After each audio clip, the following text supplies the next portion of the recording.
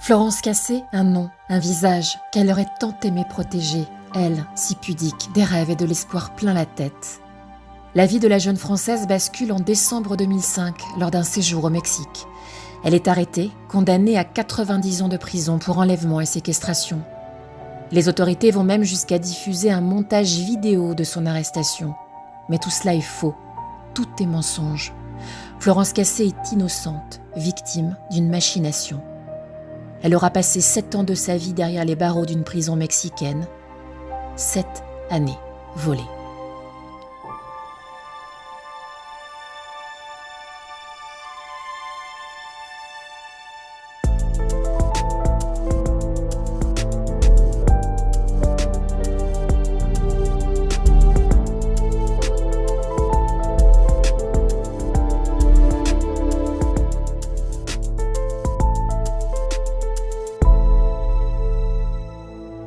Une invitée exceptionnelle pour cette seconde saison d'Entre vous et moi. Et c'est ici sur la plage de Dunkerque, face à la mer du Nord, que nous la rencontrons, que nous vous la présentons. Florence Cassé, la liberté retrouvée avec ce vent du Nord.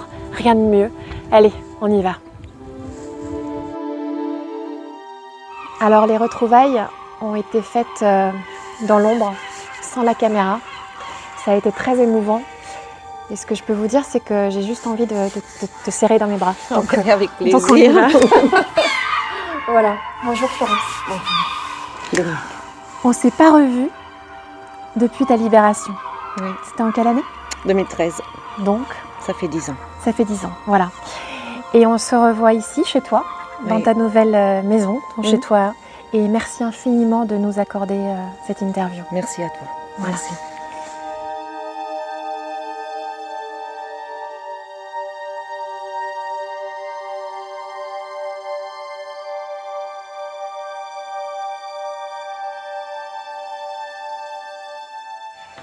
Voilà, nous y sommes, 10 ans après.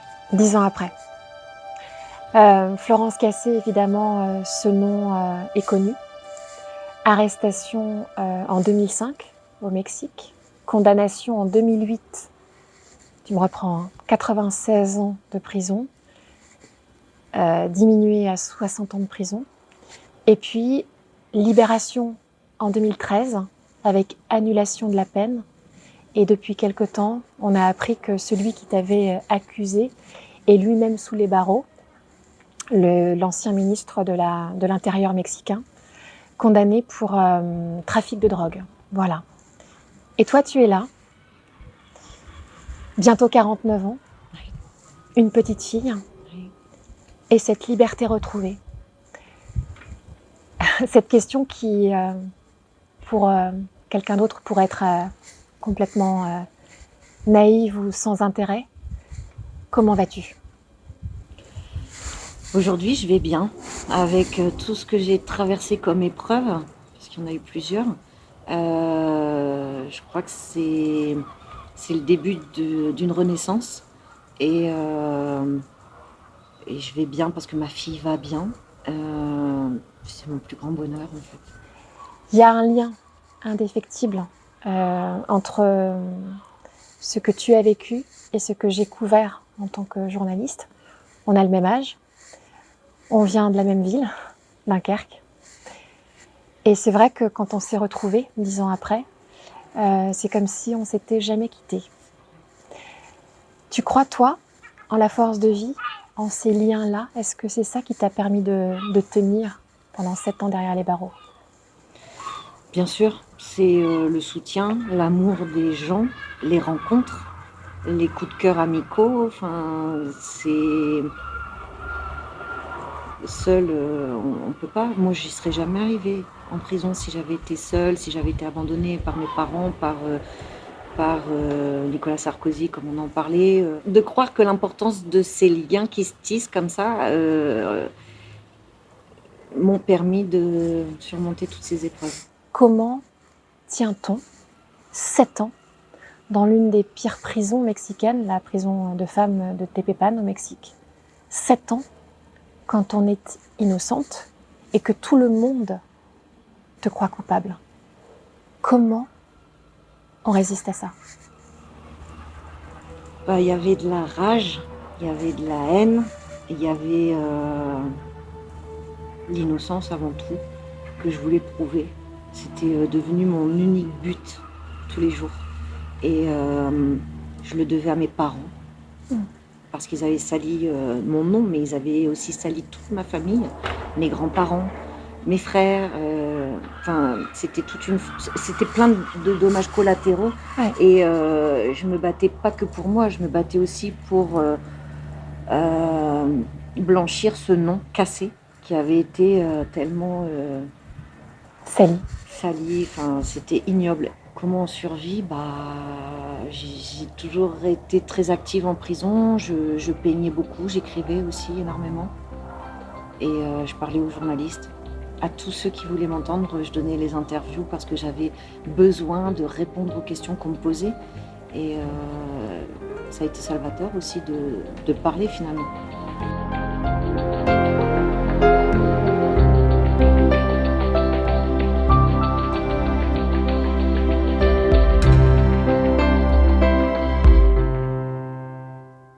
Quelle est l'image que tu gardes de la prison de Tépépan? Une seule. Un mot. Du bruit, des grilles, des barreaux. Un mot, l'orage.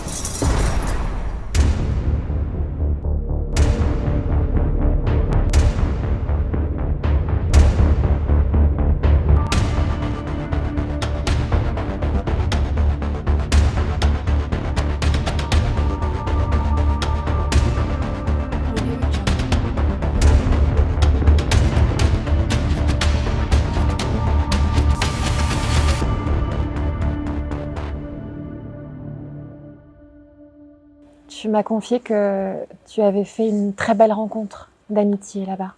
Oui. Son prénom? Soraya. Soraya. J'en ai eu plusieurs. Des vraies belles rencontres. Mon premier ange s'appelait Tony. C'était, j'en parle dans mon premier livre, dans mon deuxième livre. Elle m'a sauvé la vie. Elle m'a cru. C'était la première Mexicaine à croire en moi. Ouais. Parce que, comme Soraya, en fait, de me voir au quotidien survivre en prison, dans ma façon d'être, ma façon de me comporter, elle disait c'est pas possible, elle n'a pas du tout l'attitude de quelqu'un qui puisse être coupable de quoi que ce soit. Et c'est ça qui m'a aidée, le comportement. Ouais. Que ce soit, pareil, la directrice de la prison, les gardes, j'ai gagné le respect et ils ont vite cru en mon innocence, en fait, à me voir bouger au quotidien. Et c'est ce regard-là porté sur toi qui t'a permis de croire finalement en toi? Bien sûr. Oui, parce que j'étais détruite. Détruite. Les premiers mois en prison, j'étais plus là, j'y croyais pas, c'était pas possible. La prison, moi, j'ai jamais volé 1 euro nulle part. C'était incompréhensible ce qui m'arrivait. Ta première nuit en prison? Bah non, en fait, ma première nuit, c'était en garde à vue, dans les sous-sols de la Siedo. C'est quoi la Siedo? La Siedo, c'est comme, je dirais, le commissariat de police en France. Donc, ça pue l'urine, c'est une descente aux enfers. Donc, j'y ai passé 2 ou 3 nuits. Après, on m'a mis 90 jours de garde à vue prolongée, parce qu'on n'avait pas de charge contre moi. Et en fait, ça leur permet à eux, pendant ces 90 jours-là, de vous en construire, d'en créer, d'en inventer. Et c'est ce qui m'est arrivé. Je vois encore cette jeune femme avec ce regard perdu. C'était toi. On imagine que sa vie est finie, j'imagine, à ce moment-là. En fait, j'ai été arrêtée le 8 sur l'autoroute, dans une voiture. Donc le 9, les images qu'on voit, c'est un montage monté de toutes pièces. J'ai envie d'insister sur le mot montage monté. Bien sûr. Parce que ça a été inventé par la police. Ça n'a pas existé. Jamais de la vie. Donc ça a vraiment été un montage. Ensuite, on me voit abasourdie parce que faut savoir que ce jour-là, la peur, c'est une peur-terreur, vous bloque. et vous empêche de comprendre. Et moi, j'ai eu un blocage, je comprenais même plus ce qu'on me disait. En fait, c'était pas ma langue natale. Donc, je suis en sidération, c'est de la sidération. J'ai eu peur, je me suis fait enlever le 8 décembre, on m'a enfermée dans une camionnette, j'ai dû faire mes besoins dans un seau pendant toute une journée, toute une nuit. Au petit matin, on me sort, on m'arrache les cheveux pour me sortir, pour me mettre à la force dans cette cabane. Et après, j'ai les caméras qui arrivent, les flics qui me frappent. Enfin, ça reste d'une violence extrême. Et je suis en sidération, en fait, je suis en état de choc. C'est un vrai état de choc. On te fait vivre quelque chose que tu n'as jamais imaginé, pensé et vécu. Non. Cette Florence-là, qui est aujourd'hui en toi, elle est où? Qu'est-ce que tu as envie de lui dire à cette Florence-là? La Florence qui sort de prison. Ouais. Accroche-toi, sois positive, tu verras, dans 10 ans, tout sera mieux, tu vas t'en sortir. T'y croyais, ça? Non, ça a été... C'est marrant, hein, parce que c'est paradoxal, mais la sortie de prison a été presque aussi violente que quand on m'a arrêtée. C'est-à-dire que moi, quand on m'a dicté ma libération en janvier 2013, je m'y attendais plus. J'avais pas préparé mes affaires, c'était la seule fois. J'avais pas préparé de sac. Quand on me dicte la libération, c'est un choc. On m'a accompagnée, mais c'était le chaos. J'étais entourée de gardes, donc c'était très violent. Il y avait toutes les détenues qui hurlaient, qui voulaient m'embrasser, qui me félicitaient, qui étaient fières parce qu'elles m'avaient vu me battre pendant toutes ces années. Et elles voulaient toutes me toucher. J'étais devenue comme un symbole, en fait. Et donc j'ai été accompagnée comme ça. C'était très violent, on se faisait secouer. Avec les gardes, j'étais au 2e étage de la prison. Donc il a fallu monter les escaliers dans tout ce chaos. Je suis arrivée dans la cellule. Et là, j'ai vu ma cellule, j'ai vu mes affaires et je voulais rien. Horrible. J'avais passé un parcours du combattant pour reprendre mes affaires personnelles.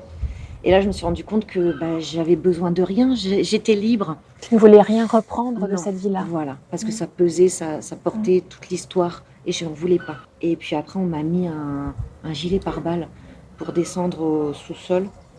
On a mis un gilet pare-balles à mon papa. On nous a descendu au sous-sol, que je ne connaissais pas, un sous-sol où on m'a mise dans une voiture.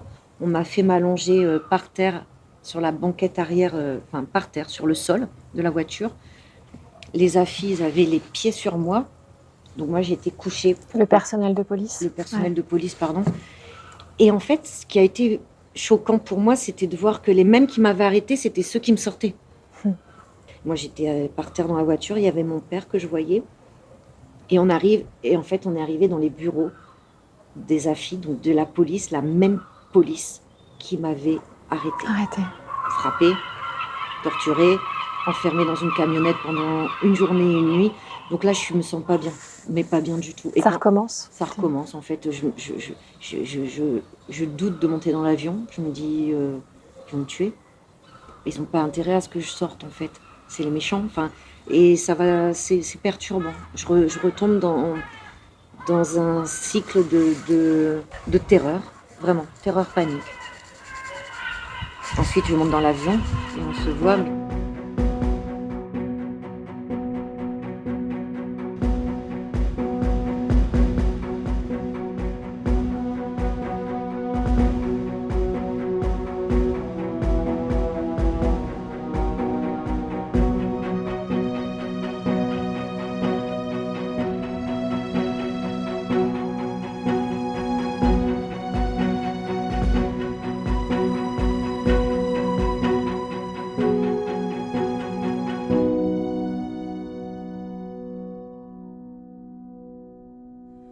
Tu n'as aucun souvenir de notre rencontre dans l'avion?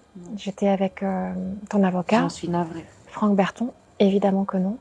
Ça veut dire que tu as fait un oubli, tu as mis de côté. C'est pas un oubli, c'est pas j'ai mis de côté. Je pense que l'état de sidération, il fait des blocages, et j'en ai parlé avec des psychologues, et ce sont des blocages nécessaires pour continuer.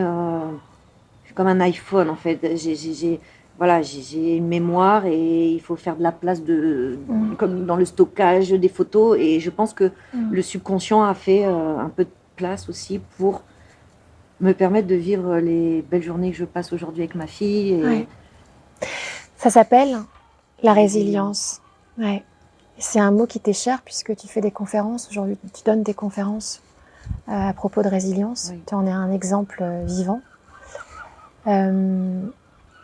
Comment trouve-t-on le courage d'être mère, donc de faire un enfant peu de temps après ta libération, aujourd'hui de mettre du rouge à lèvres, d'être une femme? Comment t'expliques ça, cette résilience chez toi? Je crois que j'ai toujours été fort positive. J'ai toujours eu envie d'y arriver, envie qu'on soit fiers de moi, que mes parents soient fiers de moi. Ça a toujours été inculqué dans notre éducation. Mes frères sont pareils. Et envie d'y croire. La colère? Alors la colère, j'en ai eu énormément. Aujourd'hui, j'en ai plus. Même à ceux qui t'ont fait du mal, qui t'ont accusé à tort? Ça me faisait trop de mal en fait. Ouais. Je l'ai compris sur un tard, il m'a fallu 10 ans. Je viens de régler ça. Et pardonner, c'est vraiment me faire du bien. Ouais. Et aller bien et vraiment tourner la page et pouvoir commencer à penser à moi, chose que j'ai jamais fait. Ouais. Tu rattrapes toutes ces années perdues? Ouais, c'est pour ça que je suis toujours à 1000 à l'heure. Je fais 15 000 choses dans la journée et je m'en rajoute. Je me mets toujours des limites, presque des objectifs quotidiens impossibles à réaliser. Et je m'y tiens et je les réalise. Et le lendemain, j'en mets un petit peu plus parce que j'ai dit, c'était simple en fait. Donc, et voilà, et je suis tout le temps là-dedans. Et je trouve que c'est ça le moteur, d'avoir envie, d'aimer les gens et d'avoir envie de cuisiner, envie de partager, envie d'inviter, envie de raconter. D'où les conférences. J'ai envie de partager pour donner un message d'espoir. Parce que je sais ce que c'est que de ne pas aller bien, de plus y croire. Je suis passée par là. Et j'ai envie de faire passer un message d'espoir que même quand on sombre, même quand on est sentencié à 96 ans de prison, qu'on est Condamné, pardon, qu'on est en prison et que tout le monde a envie de vous tuer et que vous avez faim et que même comme ça on y arrive, on peut y arriver. C'est pour ça que tu acceptes de nous parler aujourd'hui. Oui, c'est vrai que j'ai un peu fui les médias. Les médias, j'ai voulu me protéger, j'avais besoin de faire un travail sur moi-même et j'ai l'impression de renaître. Là, je me vois, je me revois petite fille, j'ai des photos, enfin, je ressemble à l'enfant que j'étais. Ouais. Donc ça, pleine de rêves, ça me fait du bien. D'envie, d'espoir. Ouais.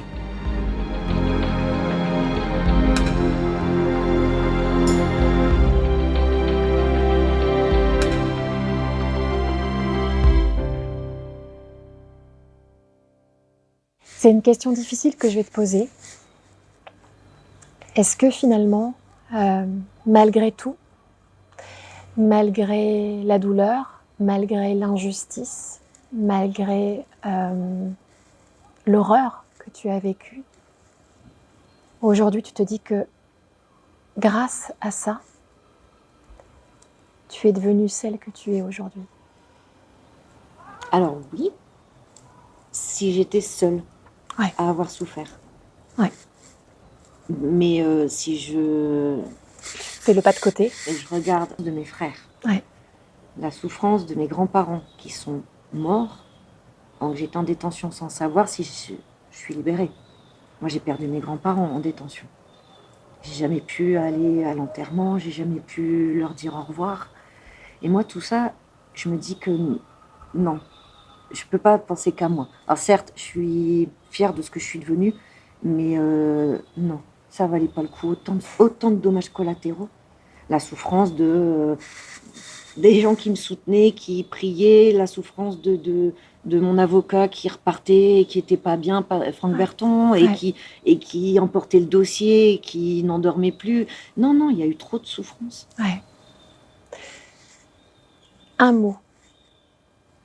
Est-ce que tu comprends pourquoi tout ça? Pourquoi la vie t'a imposé tout ça?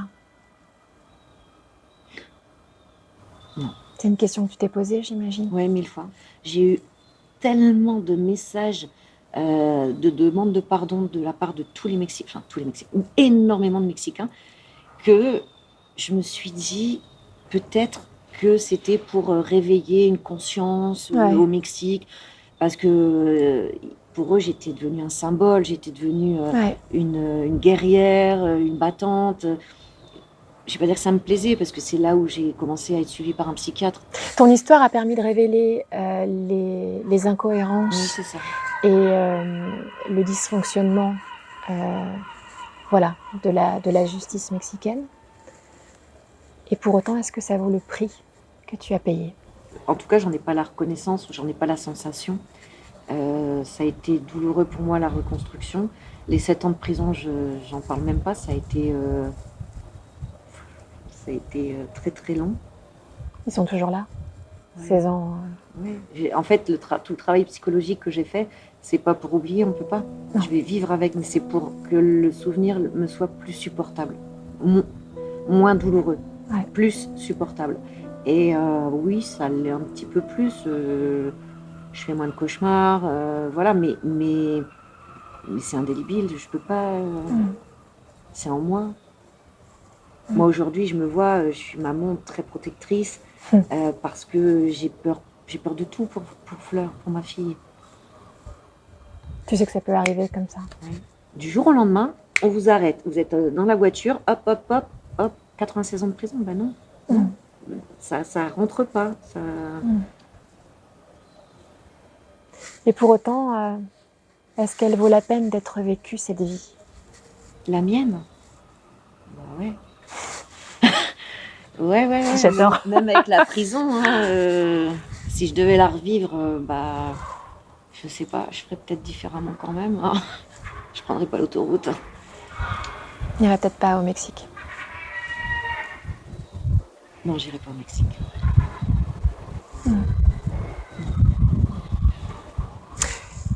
Tu sais que j'adore les mots. Oui. Ton mot préféré? Mon mot préféré. Oui. Je dis ça par rapport à ma fille. J'aime bien quand elle me dit oui, maman. Et c'est tout est possible aussi, oui. Oui.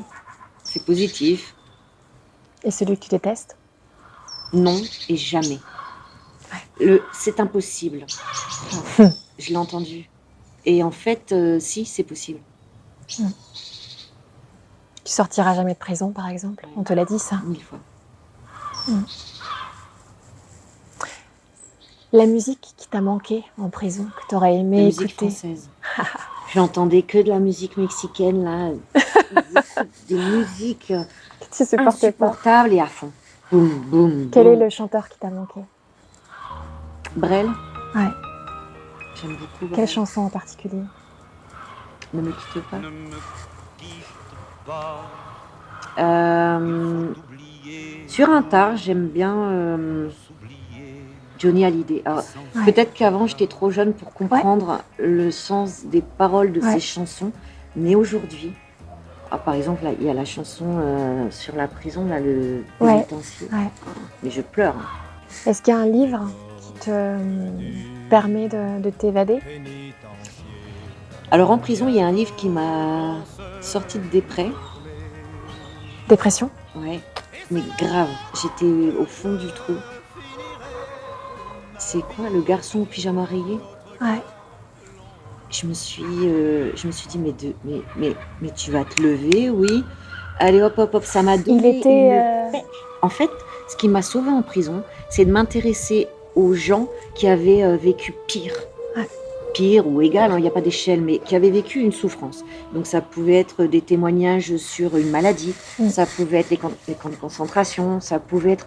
Et je me disais, mais de quoi tu te plains? Allez, hop, hop, hop, hop, hop. Et ça fonctionnait. Et ça fonctionne encore aujourd'hui. Le regard de l'autre? Ah, ça a été c'est un vrai sujet. Je l'ai très mal vécu. Il n'y a le pas fait de d'être fumée jugé, sans feu? Jugé, Ouais. jugé, mondialement. Wow. Bien sûr. De sortir, d'être jugé en allant achetant ton pain, en Ouais. achetant ton pain juste en face, d'être des fois interpellé Ouais. dans la rue, à des moments où t'es pas dedans, tu Ouais. viens d'accoucher, ou j'ai eu des moments où j'oubliais que j'étais Florence Cassé. J'étais Florence, la maman de Fleur, c'était un bébé, Ouais. elle avait 5 mois, j'étais plus dedans. Et on me ramenait à ça. Non, laissez-moi tranquille, je suis maman, je suis Florence. Et en fait, le regard de l'autre, il est, quand c'est pas le moment, il peut être très violent. Dur.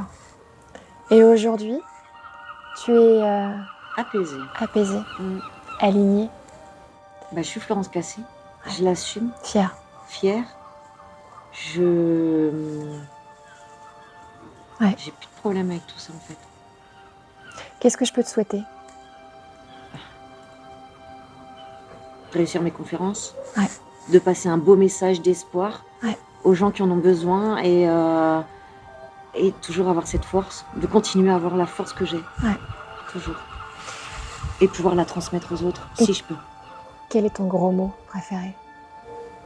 Gros mot préféré. J'ai pas préparé ma Tant copie. mieux, tant mieux. Faudrait qu'on aille faire un tour en voiture. Et je saurais, Et alors là, ça... je saurais. je sais pas, Nick Doulette. Nick Doulette, Ouais. c'est quoi ça? Bah, Nick Doulette. En fait, quand je suis c'est parce que je pense à la voiture, du coup, quand je conduis, qu'il y en a un qui fait. Mais je dis, mais t'es vraiment Nick Doulette. Voilà, j'aime Ok. bien. Je trouve ça. Nick Doulette, Ouais. c'est trop mignon. Ouais, j'aime bien. Nick Doulette. Je suis infiniment heureuse de Merci. t'avoir revue. Merci. Donne- Et merci pour ce cœur ouvert. Merci à toi. Merci.